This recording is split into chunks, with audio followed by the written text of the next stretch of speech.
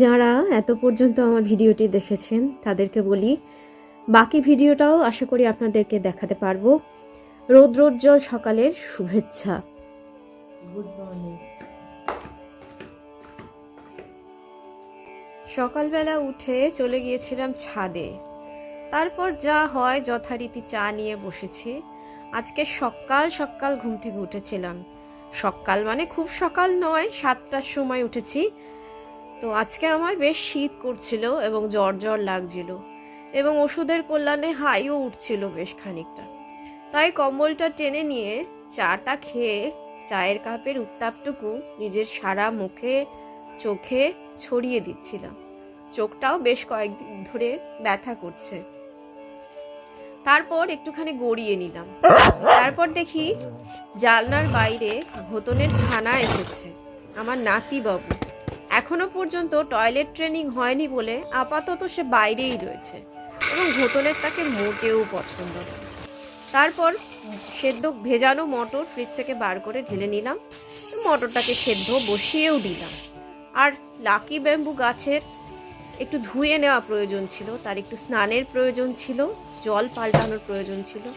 জানেন তো পুজোর সময় এবং পুজোর পরে ডেঙ্গুর আক্রমণটা খুব বেশি হচ্ছে এবং আমাদের এইখানে যেহেতু খুব জঙ্গল জল সমস্ত কিছু মিলিয়ে মিশিয়ে মশার উপদ্রবটা বেশ বেশি।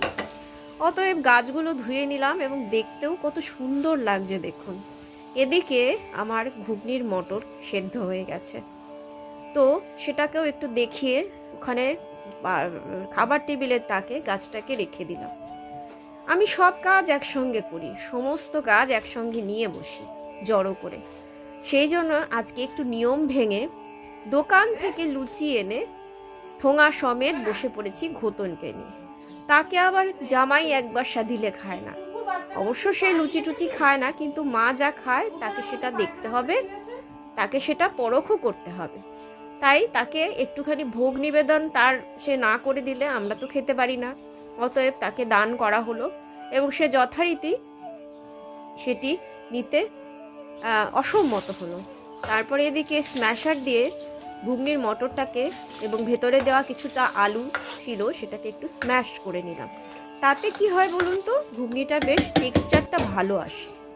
তারপর যথারীতি যেভাবে ফোড়ন দিতে হয় তেল দিয়ে, আমি আজকে খুব শর্টে কাজ সেরেছি। চানা মশলা দিয়ে এমনিই ঘুগনিটা করেছি, না দিয়েছি আদা বাটা, না দিয়েছি অন্য কোনো মশলা, না দিয়েছি পেঁয়াজ রসুন, অন্য কিছু না দিয়ে নিরামিষ চানা মশলা শুধু দিয়ে আর ঘুগনিটা বানিয়ে দিয়ে প্যান ধোয়া জলটা দিয়ে ছেলের ব্রেকফাস্টের জন্য তৈরি করে ফেলেছিলাম। ওই যে লুচি এনেছিল, ঘুগনি দিয়ে ছেলে লুচিটা খেয়েছিল আর আমি খেয়েছিলাম শুধু শুধু। আমার শুধু শুধু লুচি খেতে কিংবা চা দিয়ে লুচি খেতে খুব ভালো লাগে। তারপর বসে পড়েছিলাম ঘোতনকে নিয়ে।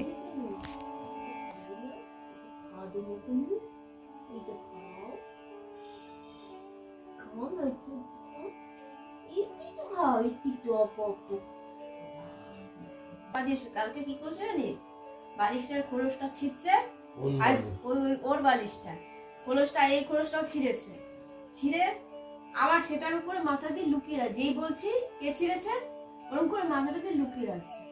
আমি দেখতে পাচ্ছি না, না আমি দেখতে পাচ্ছি না, পুরো আমি দেখতে পাচ্ছি না, যেখানেই হাত দেবো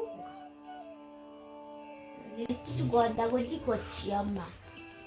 আমার একটু গদ্দাগদ্দি করছি, সেই জন্য তো ঘোট ঘোট করি বলে আমার মা আমার নাম রেখেছে ঘোটন।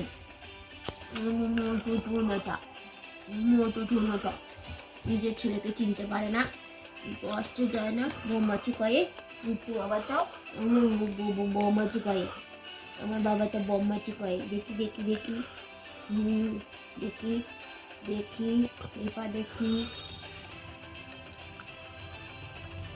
দেখি দেখি দেখি কি ভাল লাগে। ওকে কোলে নিলে না মনে হয় বাচ্চা বলে নিয়েছি, জানিস? ও তো তোমার বাচ্চাই তো। হ্যাঁ, না না মানুষের বাচ্চা কোলে নিয়েছি।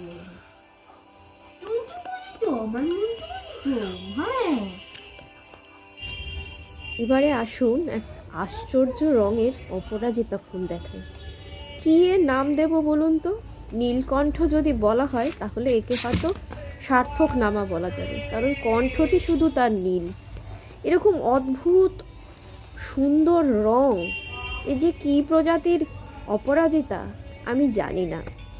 আমি অনলাইন থেকে লাল এবং হলুদ অপরাজিতার গাছ নিয়েছিলাম, গাছ অথবা বীজ এখন আর মনে নেই। তো এই গাছটি ওই রকম হয়েছে ফুল, আরেকটি হয়েছে একদম হালকা বেগুনি রঙের এক পাপড়ি। আর এদিকে দেখুন আমার ভ্যারিগেটেড মানি প্ল্যান্ট আর গোল্ডেন হার্ট মানি প্ল্যান্টের প্রুনিং করে আজকে কিছু চারা বসিয়ে দিলাম, ওই মাথাগুলি বসিয়ে দিলাম। তারপর যথারীতি উঠোন ঝাড় দেওয়ার পালা থাকে। ওই যে ধীরে ধীরে ঘোতনের বাচ্চার ঠাকুমা হয়েছি, এবার আমার ছেলের বাচ্চার ঠাকুমা হওয়ারও সময় হয়তো হয়ে এসেছে, আর কয়েক বছরের মধ্যে হয়তো সেটাও আমি হয়ে যাব, যদি বেঁচে থাকি অবশ্য। কারণ আমরা ক্যান্সার সার্ভাইভার, আমাদের বেঁচে থাকা আর কেই বা বলতে পারে বলুন, সবই শ্রীকৃষ্ণের নাম। ছেলের লাঞ্চ থালি নিয়ে চলেছি ডাল, ঘুগনি, ডিম আর চিকেন। হ্যাঁ, ডিম আর চিকেন একসঙ্গে দিয়েছি, ডাল আর ঘুগনি একসঙ্গে দিয়েছি। বড় বিচিত্র খাওয়ার পদ্ধতি।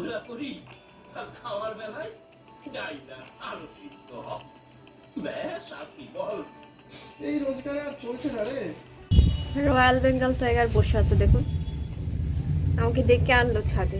নিজে তো সিঁড়ি দিয়ে উঠতে পারে না, কোলে করে আনতে হয়, কোলে করে তুলে দিতে হয়, তারপর হোঁচট খেতে খেতে কোনো মতে ওঠে। এখন আমাকে বলছে যে তুমি চলো রোদে ছাদে রোদ পোয়াবে আর কি, মানে তুমিও চলো আমিও যাই। এসেছে দেখুন, পুরো বাঘু আমার বাঘু শোনা দেখছে, কিন্তু মন চোখ তো বন্ধ করে আছে, কিন্তু আসলে সবই দেখছে।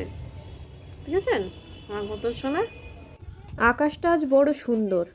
এই জায়গায় ক্যামেরা করছিল আমার ছেলে, এরপর এর থেকে এই অংশ থেকে যতটা শেষ পর্যন্ত ক্যামেরা করবে আমার ছেলে।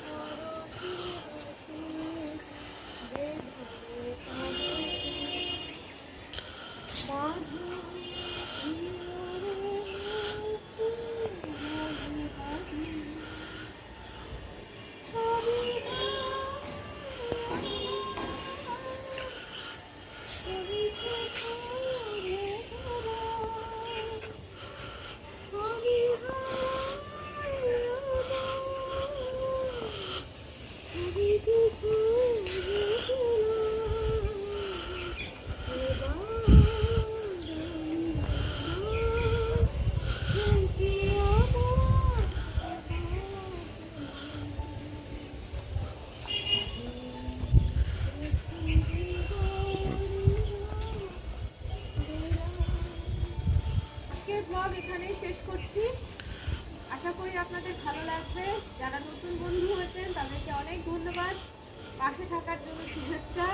এবং যারা দেখছেন এখনো সাবস্ক্রাইব করেননি তাদেরকে বলি প্লিজ সাবস্ক্রাইব করে পাশে থাকবেন, পাশের বেল আইকন ক্লিক করবেন, ভালো লাগলে লাইক কমেন্ট শেয়ার করবেন। আজকের মতো টাটা, কালকে আবার আসবো নতুন কোনো কিছু নিয়ে, নতুন কোনো কাজ নিয়ে।